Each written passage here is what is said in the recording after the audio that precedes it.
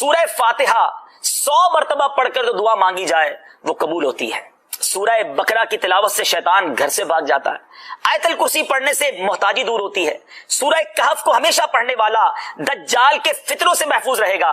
والدین کی قبر پر ہر جمعہ سورہ یاسین کی تلاوت کرنے سے اس کی حروف کی تعداد کے برابر ان کے گناہ بخش دیے جاتے ہیں.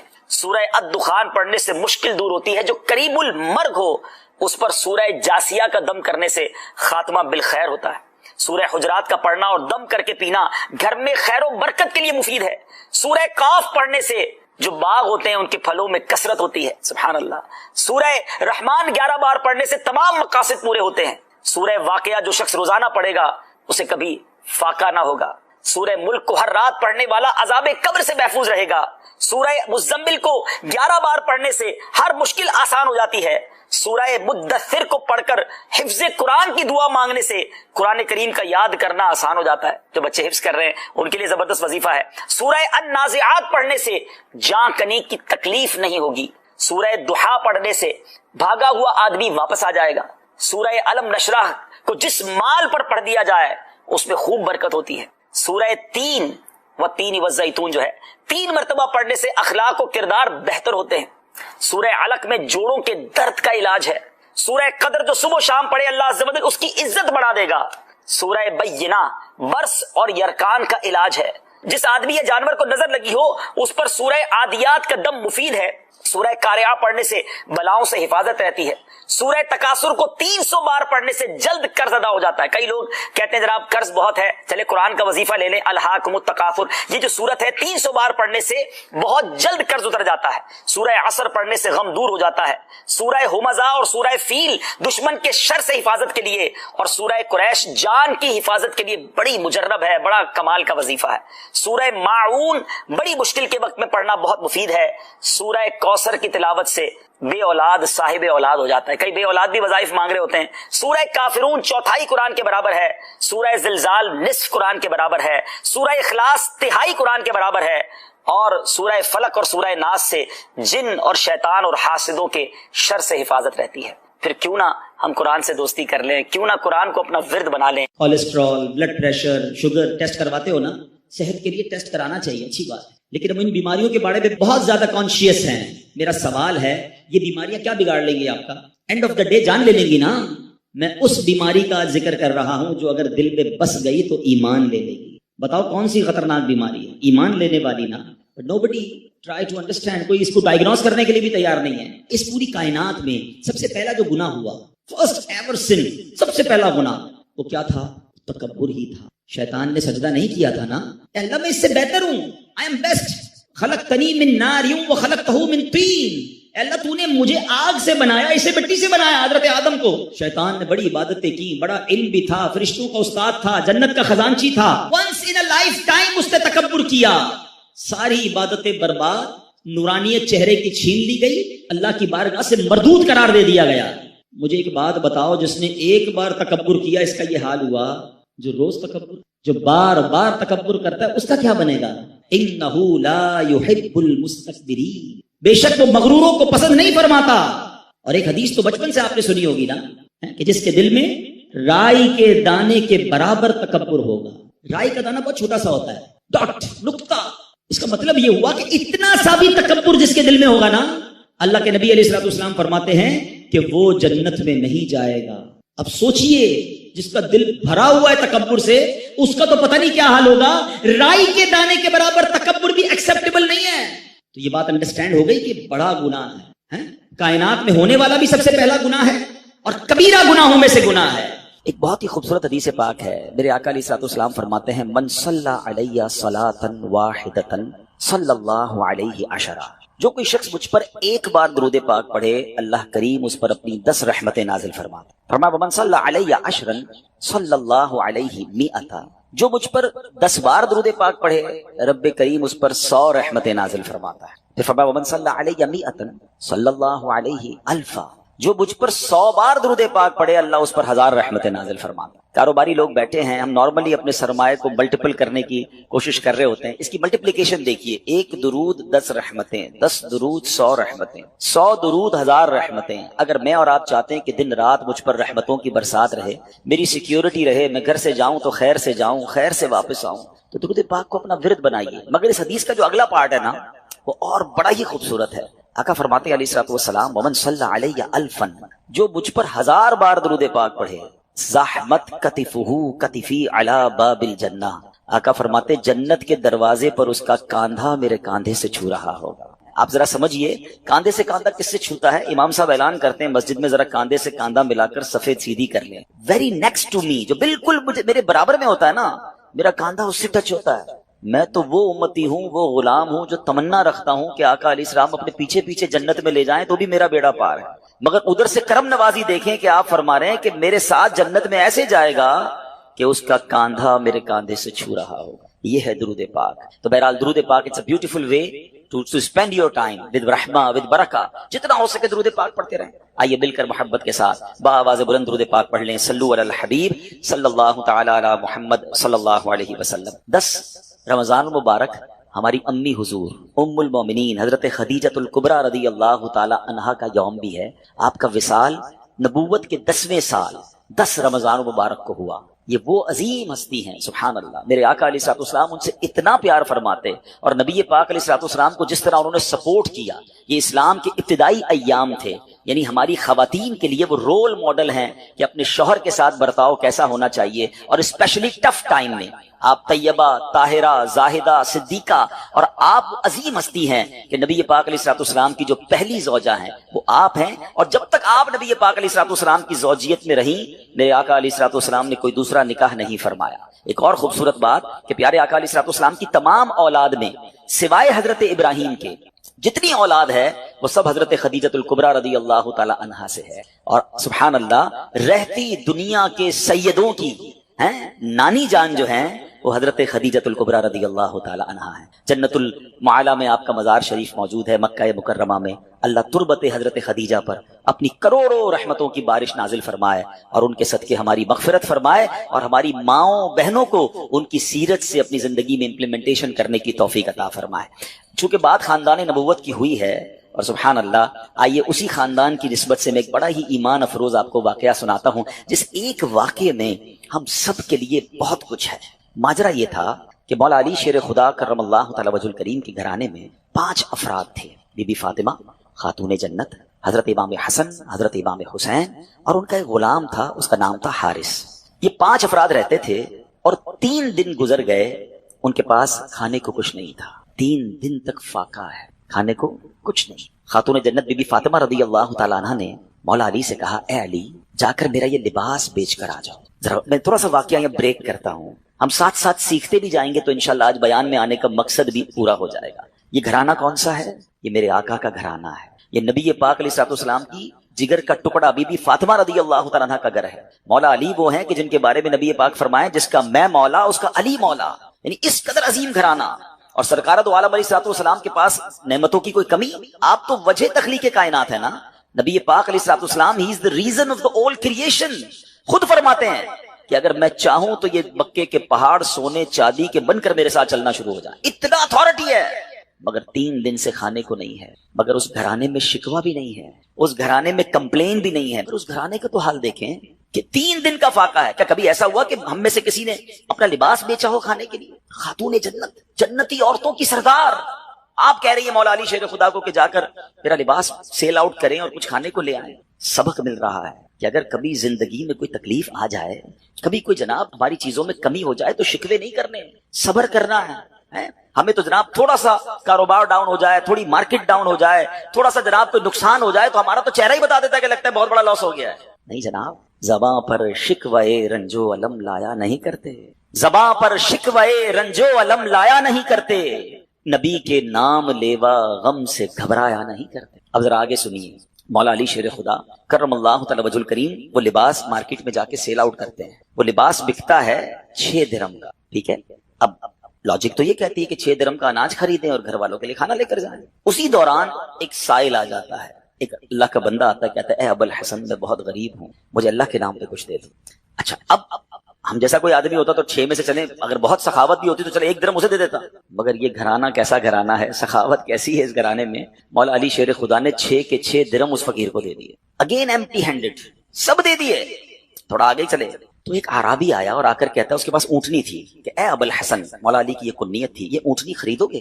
مولا علی کہتے ہیں میرے پاس تو پیسے ہی نہیں ہے. تو کہا ادھار خرید لو. کہا کتنی کی دینی ہے؟ کہا 100 درہم کی. آپ نے اونٹنی خرید لی. تھوڑا اور آگے گیا تو ایک اور اعرابی آیا, ایک اور عربی شخص کہتا ہے اے علی یہ اونٹنی بیچنی ہے؟ کہا بیچنی ہے. کہا کتنی کی خریدی ہے؟ کیسا کوشچن ہے. بزنس کمیونٹی کے لوگ بیٹھے ہیں نا, ہم سے کوئی پوچھ لے آپ کی کاسٹ کیا ہے, اس کے بعد تو جناب وہ کلابیں لگتی ہیں, بھائی اللہ کی قسم میری تو کاسٹ ہی اتنے کی ہے. اچھا ہمیں سمجھ نہیں آتی, بندہ پہلے کاسٹ 1000 روپے بتاتا ہے, تھوڑی نیگوشیشن کرو تو 950 پہ آ جاتا ہے. یار ابھی تو آپ قسمیں کھا رہے تھے میری 1000 کی کاسٹ ہے. ہمارا یہ حال ہے. مولا علی شیر خدا گھر میں کھانے کو کچھ نہیں ہے, آپ فرماتے ہیں 100 درہم کی خریدی ہے. سچ کو آنچ نہیں ہے. وہ بندہ کہتا ہے 160 کی دینی ہے. آپ نے کہا بالکل دینی ہے. 160 میں آپ نے سیل کر دی. تھوڑا آگے گئے تو پہلے والا جو عربی تھا وہ آیا, کہا اے علی وہ اونٹنی کہاں گئی؟ کہا میں نے بیچ دی. کہا میرے پیسے دے دو. آپ نے 100 درہم دے دیے. خوشی خوشی گھر آئے اور بی بی فاطمہ کے ہاتھ میں 60 درہم رکھ دیے. خاتون جنت کہتی اے علی میرا جوڑا اتنا قیمتی تو نہیں تھا کہ 60 درہم کا بک جاتا. سنو مولا علی کیا کہتے ہیں, کہتے ہیں میں نے اللہ سے تجارت کی ہے, میں نے اللہ سے کاروبار کیا ہے, 6 ملے تھے وہ اللہ کی راہ میں خرچ کیے, اللہ نے مجھے 60 لوٹا دیا. ہائے ہائے ہائے. اب سنیے, اب آگے سنیے اس کی اور اس واقعے کا خوبصورت ٹرن اور سنیے گا, ایمان تازہ ہو جائے گا. اس گھرانے کی شان کیا ہے. اعلیٰ حضرت امام اہل سنت لکھتے ہیں نا, کیا بات رضا اس چمنستان کرم کی, کیا بات رضا اس چمنستان کرم کی, زہرا ہے کلی جس میں حسین اور حسن پھول. یہ گھرانہ ہی چمنستان کرم ہے. اب جب صبح بارگاہ رسالت میں گئے تو نبی پاک علیہ الصلوۃ والسلام کو یہ بتاتے, مولا علی بتاتے, اس سے پہلے سرور کائنات علیہ الصلوۃ والسلام سوال کرتے ہیں اے علی تمہارا کل تمہارے ساتھ جو معاملہ ہوا تم جانتے ہو کیا تھا؟ مولا علی کہتے ہیں اللہ عالم و رسول عالم, حضور آپ ہی بتا دیں معاملہ کیا تھا. کہا اے علی جو تمہیں اونٹنی بیچنے آئے تھے وہ کوئی اور نہیں, وہ حضرت میکائیل علیہ السلام تھے. اے علی جو تم سے اونٹنی خریدنے آئے تھے نا وہ حضرت جبرائیل علیہ السلام تھے. اور جاننا چاہو گے وہ اونٹنی کون سی تھی؟ یہ وہی اونٹنی ہے کہ جس پر میری بیٹی بی بی فاطمہ خاتون جنت قیامت کے روز سواری کریں گی. یہ ایسا سخی گھرانہ ہے جو تم سے نہ مانگوں تو پھر کس سے مانگوں, تمہارا تو سارا گھرانہ سخی ہے. اب اس ایک واقعے سے اتنا کچھ ہے ہمارے لیے, میں کچھ اور بیان نہ بھی کروں نا, آج اسی ایک واقعے کو میں پرت پرت کھولتا چلا جاؤں تو یہ ایک انسیڈنٹ, یہ ایک beautiful story of the family of رسول اللہ صلی اللہ تعالی علیہ وسلم میں کیا کچھ سکھا رہی ہے. قناعت کس کو کہتے ہیں, صبر کس کو کہتے ہیں, اللہ کی رضا پر راضی رہنا کس کو کہتے ہیں, اور پھر سخاوت کس کو کہتے ہیں, اللہ پر بھروسہ کس کو کہتے ہیں. ہم تو بہت عجیب و غریب لوگ ہو گئے ہیں, ہمیں تو اسباب پر بھروسہ ہے, ہماری تو کیلکولیٹر سے کیلکولیشن چلتی ہے کہ نہیں جناب اتنے سال محنت کروں گا تو یہ ملے گا. اپنے پلانز ہی ختم نہیں ہوتے. تھوڑا سا جناب ہمارا پلان ڈسٹرب ہو جائے تو لوگ مایوسی والی باتیں, ڈپریشن میں چلے جاتے ہیں, لوگ معاذ اللہ سوسائڈ کی باتیں کرنے لگ جاتے ہیں. کدھر گیا رب پر بھروسہ؟ نہ کریں ایسا. بعض اوقات آزمایا جاتا ہے, بعض اوقات اس میں بہت ساری حکمتیں ہوتی ہیں. ایک اور حدیث پاک کا واقعہ سناؤں گا, پھر اپنے ٹاپک کی طرف دوبارہ آتے ہیں. کمال کا واقعہ, اور یہ واقعہ نبی پاک علیہ الصلوۃ والسلام نے صحابہ کو سنایا. حضرت ابو ہریرہ رضی اللہ تعالیٰ عنہ اس حدیث کے راوی ہیں. حضرت ابو ہریرہ کہتے ہیں کہ نبی پاک علیہ الصلوۃ والسلام نے ہمیں یہ واقعہ سنایا کہ بنی اسرائیل میں 3 شخص تھے. اب ذرا غور سے سنیے گا, ہم میں سے کئی لوگ ایسے ہیں جو پچھلے 5, 10, 15 سالوں میں اللہ نے ان کو بڑا عروج دیا ہے. اللہ آپ کو اور ترقی دے, آپ کے رزق حلال میں اللہ اور برکت دے, مگر غور سے سنیے گا. آقا علیہ الصلوۃ والسلام فرماتے بنی اسرائیل میں 3 لوگ تھے, اللہ کریم کو ان کی آزمائش مقصود ہوئی, ان کا ایگزامینیشن مقصود ہوا. وہ تینوں بندے کون تھے؟ اس میں ایک بندہ تھا جس کو برس کا مرض تھا, کوڑ کا مرض ہوتا ہے نا. ایک بندہ تھا جس کی آنکھیں نہیں تھی, نابینا تھا. اور ایک بندہ تھا جس کے بال ہی نہیں آتے تھے, گنجا تھا. اس کی تمنا بڑی تھی کہ بال آ جائے. تینوں کسی نہ کسی پرابلم, کسی کلیمٹی, کسی ڈیفیکلٹی میں تھے. اللہ نے ایک فرشتہ بھیجا ان کے پاس. سب سے پہلے فرشتہ گیا برس کے مریض کے پاس, جس کے جسم پر داغ تھے, عجیب و غریب اس کی جلد تھی, سکن تھی, لوگ اس سے دور ہٹتے تھے. اس نے برس کے مریض کو کہا کہ بھائی یہ بتاؤ تمہاری سب سے بڑی تمنا کیا ہے؟ وہ کہتا ہے میری سب سے بڑی تمنا یہ میری بیماری دور ہو جائے. لوگ مجھ سے دور ہو جاتے ہیں, میری باڈی پر عجیب عجیب قسم کے داغ ہیں. فرشتے نے دعا کی, اس کے جسم پر ہاتھ پھیرا, اس کی باڈی بالکل ٹھیک ہو گئی. کہ یہ بتاؤ تمہیں مال کون سا اچھا لگتا ہے؟ تو وہ بندہ کہتا ہے کہ مجھے جو ہے وہ اونٹنی بڑی پسند ہے. فرشتے نے اس کو ایک اونٹنی دی جو گابن تھی, بچہ دینے والی تھی. فرشتہ آگے چلا گیا. اب فرشتہ پہنچا دوسرے بندے کے پاس, اور وہ بندہ تھا جو گنجا تھا, اس کے بال ہی نہیں آتے تھے. فرشتے نے کہا تیری خواہش کیا ہے سب سے بڑی؟ کہتا بس میرے بال آ جائیں, اس سے بڑی کیا تمنا ہے. فرشتے نے اس کے سر پہ ہاتھ پھیرا, دعا فرمائی, اس کے بال آ گئے. کہ تجھے مال کون سا پسند ہے؟ تو اس نے کہا کہ مجھے جو ہے وہ گائے بڑی پسند ہے. اس کو ایک گابن گائے بچہ دینے والی گائے دی. تھرڈ پرسن کے پاس فرشتہ کیا وہ کون تھا؟ اندھا تھا. مادرزاد بائی برتھ بلائنڈ.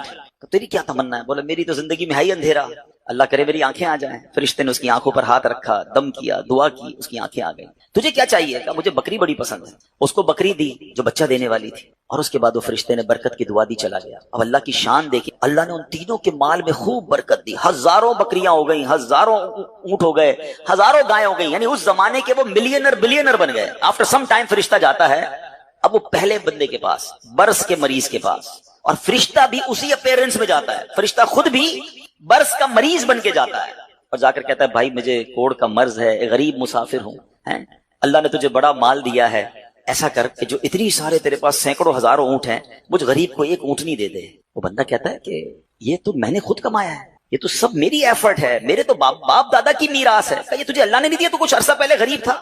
کہتے نہیں کس نے کہا تجھے, میں تو پہلے سے ہی مالدار تھا, میرے تو فیملی کا یہ سارا مال ہے, یہ میں نے اپنی محنت سے کیا ہے. فرشتے نے کہا ٹھیک ہے, اگر تو سچا ہے تو ٹھیک ہے, اور اگر تو جھوٹا ہے تو اللہ تجھے پہلے جیسا ہی کر دے. فرشتہ دوسرے کے پاس گیا. اب کس کے پاس گیا؟ گنجے کے پاس. کہا بھائی میں بڑا غریب انسان ہوں, مسافر ہوں, تجھے اللہ نے بڑا مال دیا, اتنی گائے ہیں, ایک گائے مجھے دے دے. تو بھی تو غریب تھا کچھ عرصہ پہلے. کہتا کس نے کہا تمہیں میں غریب تھا؟ میں تو شروع سے مالدار ہوں, میرے باپ دادا کی جائیدادیں تھی, یہ تو میرا اپنا کمایا ہوا مال ہے, میں نے کیا ہے سب کچھ, میرے پاس کچھ نہیں ہے تجھے دینے کے لیے. ٹھیک ہے, اگر تو صحیح کہتا ہے تو ٹھیک ہے, اگر جھوٹ بولتا ہے تو اللہ تجھے پہلے جیسا کر دے. اب فرشتہ تیسرے بندے کے پاس گیا جو اندھا تھا, پہلے آنکھ والا ہو گیا تھا. فرشتہ آنکھ بغیر کا بن کے اس کے پاس گیا کہ بھائی میری آنکھیں نہیں ہیں اور میں غریب بھی ہوں, تجھے اللہ نے اتنی بکریاں دی ہیں, کچھ مجھے بھی دے دے. پتہ ہے اندھا کیا کہتا ہے؟ سابقہ اندھا, سچی بات ہے آنکھ والا تھا. وہ کہتا بھائی ٹھیک کہتے ہو, میں تو پہلے اندھا تھا, میرے پاس تو کچھ بھی نہیں, یہ سب میرے رب نے دیا ہے مجھے. تو بھی اسی پرابلم میں جس پرابلم میں میں پہلے تھا. اے میرے بھائی تجھے جو لینا ہے لے لے, مجھے رب نے کہاں سے کہاں پہنچا دیا, میرے پاس تو تھا ہی کچھ نہیں, تو بھی میری طرح غمزدہ ہے. اے بھائی یہ بکریاں تیری, جتنی چاہیں لے جا. فرشتہ کہتا ہے مجھے کچھ نہیں چاہیے, اللہ تیرے مال میں برکت ڈال دے, یہ تیری آزمائش تھی جس میں تو کامیاب ہو گئی. یہ حدیث پاک میں نبی پاک علیہ السلام نے واقعہ صحابہ کو سنا ہے. آج سچ بتائیں ہماری کیفیت کیا ہے؟ ہم جب کچھ بن جاتے ہیں تو ہماری زبانوں پر یہ آتا ہے کہ یہ میں نے کیا ہے, یہ میرا کمال ہے, یہ میرے بیسٹ ڈیسیشن تھے, یہ میرا وقت پہ فیصلہ تھا, میں نے پراپرٹی اٹھا لی تھی تو جناب اتنے آگے پہنچ گیا. نہیں پیارے پیارے اسلامی بھائیوں, یہ نہ کرنا. ہمیشہ زندگی میں ایک ذہن بنائی رکھنا کہ جو کچھ دیا ہے وہ میرے رب نے دیا ہے, میری کوئی اوقات نہیں ہے. ارے مجھ سے زیادہ عقل مند لوگ موجود ہیں, مجھ سے زیادہ پڑھے لکھے سمجھدار لوگ موجود ہیں. اگر رب نے مجھے نوازا ہے تو یہ صرف اس کی مہربانی ہے. اور جب بندہ اترانے لگ جاتا ہے, جب اپنی شہرت, اپنے مال, اپنی عزت پر یہ گھمنڈ اختیار کرتا ہے, تو ایک بات یاد رکھیے گا, وَتُعِزُّ مَن تَشَاءُ وَتُذِلُّ مَن تَشَاءُ بِيَدِكَ الْخَيْرُ. اللہ جسے چاہے عزت دیتا ہے, جسے چاہے ذلیل فرما دیتا ہے. ہم نے کروڑوں جس کے فالوورز ہیں ان کو دیکھا منٹوں میں ذلیل ہوتے ہوئے. زکات دینے والے دنوں کے اندر زکات لینے والے بنتے دیکھے. اے میرے پیارے اسلامی بھائیوں, دنیا میں عروج والے جیلوں میں گرفتار ہوتے بھی آپ نے دیکھے. وقت نہیں لگتا بدلنے میں. عاجزی, انکساری اور اللہ پر بھروسہ رکھنا. ہم نے جو خاندان نبوت کا واقعہ سنا نا, اس میں سب سے بڑا میسج پتہ ہے کیا ہے؟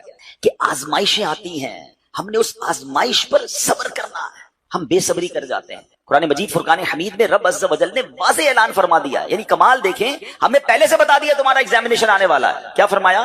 وَلَنَبْلُوَنَّكُمْ بِشَيْءٍ مِّنَ الْخَوْفِ وَالْجُوعِ وَنَقْصٍ مِّنَ الْأَمْوَالِ وَالْأَنفُسِ وَالثَّمَرَاتِ.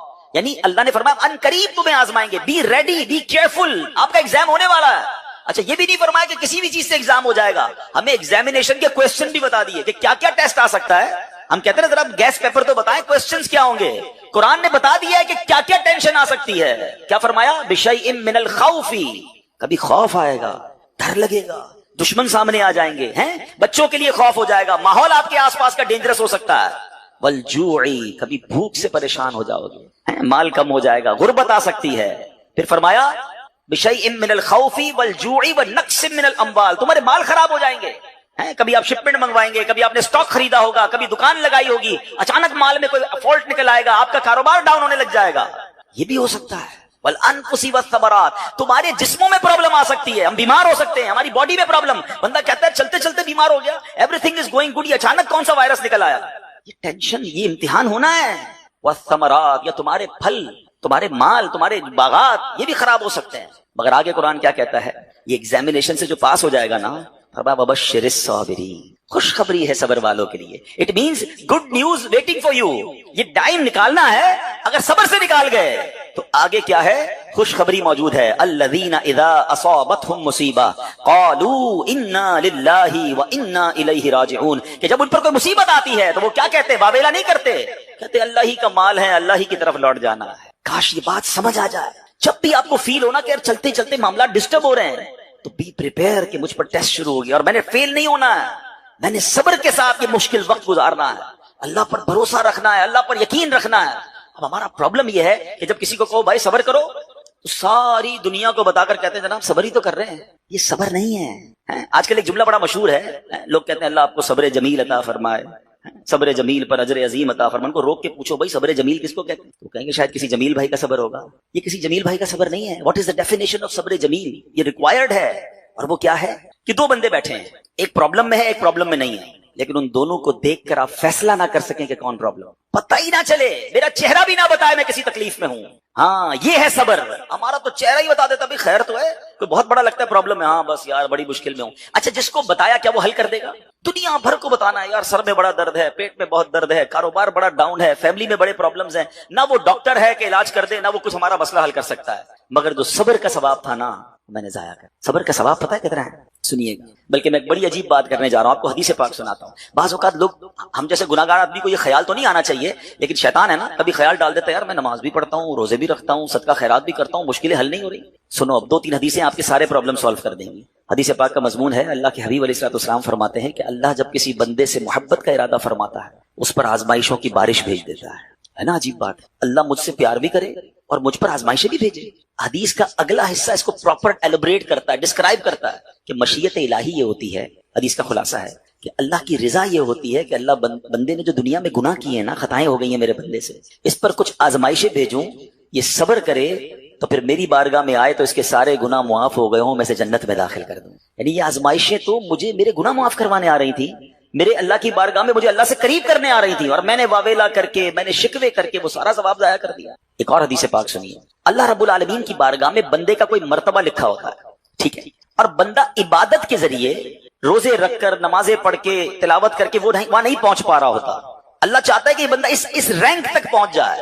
اللہ اس پر آزمائش بھیجتا ہے تاکہ میرا بندہ صبر کر لے تو اس کو وہ مرتبہ عطا ہو جائے. ہائے ہائے، یعنی آزمائش مجھ پر میرے رینک بلند کرنے، میرے درجے بلند کرنے آئی، اور ہائے میری بے صبری کہ میں نے وہ سب ثواب ضائع کر دی. نہ کریں میرے پیارے اسلامی بھائی. مشکلیں آتی ہیں. اچھا پھر پتہ ہے پرابلم کیا ہے؟ ہمارا ایک اور بڑا ایشو ہے، ہم کسی کو مسکراتا دیکھتے ہیں، کسی کو اچھے کپڑے دیکھ لیتے ہیں، کسی کی بڑی گاڑیاں دیکھ لیتے ہیں، کسی کا بڑا گھر دیکھ لیتے ہیں، ہمیں لگتا ہے یار یہ کتنا مزے میں، یار میں ہی اکیلا پریشان ہوں. یہ آپ کی بھول ہے.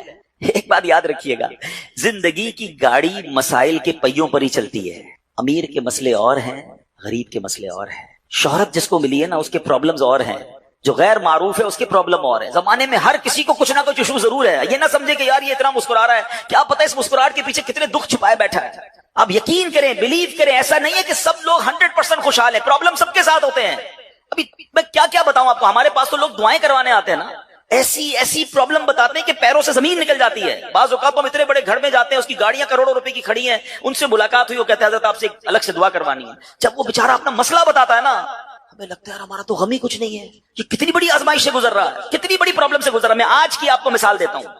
ایک ہمارے بہت اچھے بھائی تھے، آج سے کچھ عرصہ پہلے انہوں نے ہمیں ایک ماشاءاللہ پراپرٹی دعوت اسلامی کے لیے بچیوں کے مدرسے کے لیے دی، اور اس کے چند دنوں بعد ان کا وصال ہو گیا. ان کو بیچاروں کو کینسر تھا. میں ان کے گھر پہ دعا کرنے گیا. ان کے بیٹے نے مجھ سے جب گلے لگا نا تو بیٹا رونے لگا. اچھا میں سمجھا کہ بیچارہ اپنے والد کو یاد کر کے رو رہا ہے، ظاہر ہے 16 دن پہلے انتقال ہوا. اندر گئے، دعا کی، اس کے بعد میرے کان میں کہتا ہے کہ عبدالرحیم بھائی اس وقت میری زوجہ ہاسپٹل میں ہے. میں نے کہا کیا ہو گیا؟ کہ میری وائف کو بلڈ کینسر ہو گیا. والد کا کینسر میں انتقال ہوا ہے. اللہ نے بڑا نوازا ہے ان کو، جیولرز ہیں. لیکن میں یقین کریں، میں آپ کو سچ بتا رہا ہوں، میں گاڑی میں بیٹھ کے میں بھی رونے لگا، کیونکہ وہ بندہ جب مجھے چھوڑنے آیا نا پھر میرے گلے لگ کے رو رہا تھا. میں سوچنے لگا یار کتنا دکھ ہے لوگوں کو، اللہ نے کتنی بڑی ان پر مہربانیاں کی ہیں. اگر مجھے کوئی بڑی بیماری نہیں ہے، میرے بچے میرے ساتھ ہیں، اللہ چاہتا ہے کہ یہ بندہ اس رینک تک پہنچ جائے. اللہ اس پر آزمائش بھیجتا ہے تاکہ میرا بندہ صبر کر لے تو اس کو وہ مرتبہ عطا ہو جائے. हाय हाय, यानी आजमाइश मुझ पर मेरे रैंक बुलंद करने, मेरे दर्जे बुलंद करने आई, और हाय मेरी बेसब्री के मैंने वो सब सवाब जाया कर दी। ना करें मेरे प्यारे इस्लामी भाई, मुश्किलें आती हैं। अच्छा फिर पता है प्रॉब्लम क्या है? हमारा एक और बड़ा इशू है, हम किसी को मुस्कुराता देखते हैं, किसी को अच्छे कपड़े देख लेते हैं, किसी की बड़ी गाड़ियां देख लेते हैं, किसी का बड़ा घर देख लेते हैं, हमें लगता है यार ये कितना मजे में, यार मैं ही अकेला परेशान हूं। ये आपकी भूल है। एक बात याद रखिएगा, जिंदगी की गाड़ी मसाइल के पहियों पर ही चलती है। अमीर के मसले और हैं, गरीब के मसले और हैं। शोहरत जिसको मिली है ना उसके प्रॉब्लम्स और हैं, जो गैर मारूफ है उसके प्रॉब्लम और है। जमाने में हर किसी को कुछ ना कुछ इशू जरूर है। ये ना समझे कि यार ये इतना मुस्कुरा रहा है, क्या पता इस मुस्कुराहट के पीछे कितने दुख छुपाए बैठा है। आप यकीन करें, बिलीव करें, ऐसा नहीं है कि सब लोग 100% खुशहाल हैं। प्रॉब्लम सबके साथ होते हैं। मैं क्या क्या बताऊं आपको, हमारे पास तो लोग दुआएं करवाने आते हैं ना, ऐसी ऐसी प्रॉब्लम बताते हैं कि पैरों से जमीन निकल जाती है। बाज़ औक़ात हम इतने बड़े घर में जाते हैं, उसकी गाड़ियां करोड़ों रुपए की खड़ी हैं, उनसे मुलाकात हुई, वो कहते हैं हज़रत आपसे अलग से दुआ करवानी है। जब वो बेचारा अपना मसला बताता है ना, हमें लगता है यार हमारा तो गम ही कुछ नहीं है। कितनी बड़ी आजमाइश से गुजर रहा है, कितनी बड़ी प्रॉब्लम से गुजर रहा है। मैं आज की आपको मिसाल देता हूं। एक हमारे बहुत अच्छे भाई थे, आज से कुछ अरसा पहले उन्होंने हमें एक माशाल्लाह प्रॉपर्टी दावत इस्लामी के लिए, बच्चियों के मदरसे के लिए दी, और उसके चंद दिनों बाद उनका विसाल हो गया। उनको बेचारों को कैंसर था। मैं उनके घर पे दुआ करने गया, उनके बेटे ने मुझसे जब गले लगाना तो बेटा रोने लगा। अच्छा मैं समझा कि बेचारा अपने वालिद को याद करके रो रहा है, ज़ाहिर है 16 दिन पहले इंतकाल हुआ। अंदर गए, दुआ की, उसके बाद मेरे कान में कहता है कि अब्दुल रहीम भाई इस वक्त मेरी ज़ौजा हॉस्पिटल में है। मैंने कहा क्या हो गया? कहा मेरी वाइफ को ब्लड कैंसर हो गया है। वालिद का कैंसर में इंतकाल हुआ है। अल्लाह ने बड़ा नवाजा है उनको, ज्वेलर्स हैं, लेकिन मैं यकीन करें, मैं आपको सच बता रहा हूं, मैं गाड़ी में बैठ के मैं भी रोने लगा, क्योंकि वो बंदा जब मुझे छोड़ने आया ना फिर मेरे गले लग के रो रहा था। मैं सोचने लगा यार कितना दुख है लोगों को, अल्लाह ने कितनी बड़ी हम पर मेहरबानियां की है। अगर मुझे कोई बड़ी बीमारी नहीं है, मेरे बच्चे मेरे साथ हैं, मेरी फैमिली मेरे साथ है, नहीं चाहिए यार दुनिया के सारे अल्ले तल्ले, ना मिले इतनी सारी लग्जरीज, सेहत से बढ़ के कुछ नहीं है, मगर हमें इसकी कदर ही नहीं है, हमें इसकी कोई अहमियत का अंदाजा ही नहीं। पूछो उनसे, करोड़ों रुपए हैं मगर इलाज नहीं हो पा रहा, डॉक्टर बाजू का मायूस कर देते हैं। कितना तकलीफ में हैं लोग, और हम हैं कि छोटी छोटी बातों पर बेसब्री। सब्र तो करें, अल्लाह की रिजा पर राजी तो रहें। मैंने आपको खानदान नबूवत का वाकया सुनाया, अरे खाने को कुछ नहीं है। काश ये बात हमें समझ आ जाए और हम हर हाल में अल्लाह का शुक्र अदा करने वाले बन जाए। और एक और मैं आपको बात बताऊं, हम जो दुनिया वालों को बताते हैं ना, होता कुछ नहीं है इससे। मत बताया करो दुनिया वालों को, सही बताता हूं, मत बताया करो, अपने गम मत बताया करो, सवाब भी चला जाता है। और बाज़ औक़ात ये दुनिया वाले ना हमारा मजाक भी उड़ाते हैं। हम जब किसी को अपना प्रॉब्लम बताते हैं ना, हमारे सामने तो बड़े अच्छे बनते हैं कि अच्छा अच्छा ठीक है मैं करता हूं कुछ, बाद में जाके दुनिया में बातें करते हैं, आया था मेरे पास है, इसका ये मसला है, हाँ हाँ बातें बड़ी करता है, बड़ी प्रॉब्लम में है। क्यों बताऊं मैं दुनिया वालों को? नात का शेर है ना, किसी का एहसान क्यों उठाएं, किसी को हालात क्यों बताएं, क्यों बताऊं मैं दुनिया वालों को मुझे क्या गम है ना। मेरे आका सलामत रहे हैं, अल्लाह के हबीब अलैहिस्सलातु वस्सलाम हैं, और रब अज़्ज़ा वजल की बारगाह है, मैं उधर अर्ज करूं ना। किसी का एहसान क्यों उठाएं, किसी को हालात क्यों बताएं, आका तुम ही से मांगेंगे तुम ही दोगे, तुम्हारे दर से ही लौ लगी है। हाँ अल्लाह रसूल की बारगाह में अर्ज किया, उधर आंसू बहाओ ना बताओ दुनिया वालों को। एक और कमाल का शेर है कि दुनिया वाले तो दर्द देते, दुनिया वाले तो दर्द देते हैं, जख्मी दिल की दवा मदीना है। तो जब दुनिया वालों ने कोई हमारा भला करना भी नहीं ना उनके हाथ में है, शिफा देने वाली जात मेरे रब की, बरकत देने वाली जात मेरे रब की, तो अल्लाह से ही बातें करो ना। तो आज से ये जहन बना ले मेरे प्यारे इस्लामी भाई, मुश्किल आनी है तो सब्र के साथ वो वक्त गुजारना है, अल्लाह की रिजा पर राजी रहना है। वो बड़ा करीम है, वो अपने गैब के खजानों से आपको अता फरमाएगा। तवज्जो बयान की तरफ रखिएगा। और अब आते हैं इस पूरे वाक़े से एक और खूबसूरत बात जो हमें सीखने को मिली, और वो बात क्या है कि नबी पाक के खानदान की सखावत कैसी थी। मौला अली शेर खुदा के पास सिर्फ 6 दिरहम थे, आपने वो सब के सब दे दिए। मगर आज हाल ये है कि लोग अपनी ज़कात अदा नहीं करते। आज ज़कात लोगों को भारी पड़ने लग गई है। जब कैलकुलेट करते हैं कि जनाब करोड़ों रुपए ज़कात, तो उसके बाद उनको भारी लगती है। ना करें ऐसा, ये ज़कात माल का मैल है, और अगर ये माल का मैल आपके माल से जुदा न हुआ तो ये आपके माल को भी मैला कर देगा। एक बात याद रखिएगा, सरकार दो आलम सल्लल्लाहु अलैहि वसल्लम का ये फरमान है, अपनी ज़कात अदा करके अपने माल को मजबूत कलओं में कैद कर लो। अगर मैं और आप चाहते हैं ना कि मेरी आपकी प्रॉपर्टी सिक्योर रहे, हमारे मालो असबाब सिक्योर रहे, तो हदीस पाक में तो फार्मूला मौजूद है कि अपने माल को ज़कात देकर मजबूत कलओं में कैद कर लो। लेकिन यहां ज़कात देने के लिए तैयार नहीं लोग, लमसम निकाल देते हैं, कैलकुलेट नहीं करते। याद रखिए ये माल ही अजाब बन जाएगा अगर आप ज़कात पूरी अदा नहीं करते। अगर हमारे पाकिस्तान में सारे सरमायादार कुछ ना करें, अपनी ज़कात पूरी अदा कर दें, सारे जमींदार अपनी ज़कात पूरी अदा कर दें, آپ اپنی آنکھوں سے دیکھیں گے کہ غربت کتنی جلدی ختم ہوتی چلی جا رہی ہے. میں نے ایک بار کیلکولیشن کی, ذرا سنیے گا. پاکستان زرعی ملک ہے, ٹھیک ہے, اور اس کی زراعت کی جو کیلکولیشن ہے وہ انٹرنیٹ پر موجود ہے. You can search your self. آپ چیک کر لیں کہ 2023 میں پاکستان کی ٹاپ 20 کراپس کون کون سی ہوئی ہیں. آپ انٹرنیٹ پر خود ڈھونڈ لیں, آپ کے سامنے اس کراپ کی کیلکولیشن بھی آ جائے گی کہ اتنے ملین ٹن, اتنے جناب کروڑ کے جی جو ہے وہ گندم ہوا, تو کاٹن ہوا, تو فروٹس ہوئے, تو شوگر ہوئی. پاکستان کو اللہ نے بڑا نوازا ہے. شریعت کا حکم کیا ہے؟ جس اللہ رسول کی ہم بات کر رہے ہیں, جس اسلام کو ہم نے قبول کیا ہے, شریعت کا حکم یہ ہے کہ اگر آپ کی فصل اگتی ہے تو اس فصل میں اگر بارش کا پانی ہے اور آپ اپنا پانی پرچیز نہیں کر رہے اور صرف بارش سے آپ کی فصل اگ رہی ہے, تو جتنی فصل اگی 10% عشر کیا کہتے ہیں 10ویں حصے کو, وہ آپ نے نکال دینا ہے اللہ کی راہ میں. وہ غریبوں کا حق ہے, وہ زکات ہے زمین کی. اور اگر آپ پانی ٹیوب ویل وغیرہ سے لیتے ہیں, پیسوں سے خریدتے ہیں, تو 5%. آپ بلیو کریں, میں بیٹھا کیلکولیٹر لے کر کہ پاکستان کی ٹاپ 10 کراپس کتنی ہوتی ہیں, اس کی مالیت کتنی ہے, اس کی ویلیو کتنی ہے, وہ میں نے بنائی اور اس کا 5% لگایا جو دینا ہی دینا ہے. آپ یقین کریں وہ بھی خربوں روپے میں بن گیا. یہ خربوں روپے کہاں ہیں؟ اگر ہم زکات دیتے تو کتنے غریبوں کا بھلا ہو جاتا, کتنے گھر خوشحال ہو جاتے. اچھا یہ تو صرف زمین کی زکات ہے, پراپرٹیز کی زکات اربوں خربوں روپے کے لوگ مالک ہیں. مگر جب کیلکولیٹر چلاتے ہیں نا, اوئے ہوئے ہوئے زکات جناب 10 کروڑ روپے بن جائے گی, تو پھر بھاری لگتی ہے. اللہ کے بندے, اللہ نے 4 ارب دیے ہیں تو 10 کروڑ زکات ہے نا, تو ٹینشن کائے کی ہے؟ شکر ادا کرو. اللہ نے دینے والا بنایا, مانگنے والا نہیں بنایا. مگر آج زکات بھاری پڑ گئی ہے. آپ کو پتا ہے قارون کیوں دھسایا گیا تھا؟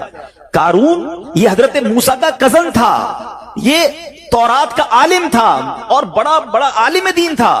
مگر جب حضرت موسیٰ نے اس کو زکات کا حکم دیا نا, اس کے پاس کتنے پیسے تھے کہ قرآن کہتا ہے اس کی خزانوں کی چابیاں ایک جماعت لے کر چلتی تھی. خزانے نہیں, صرف کیز آف دا ٹریجر, اتنا خزانہ تھا.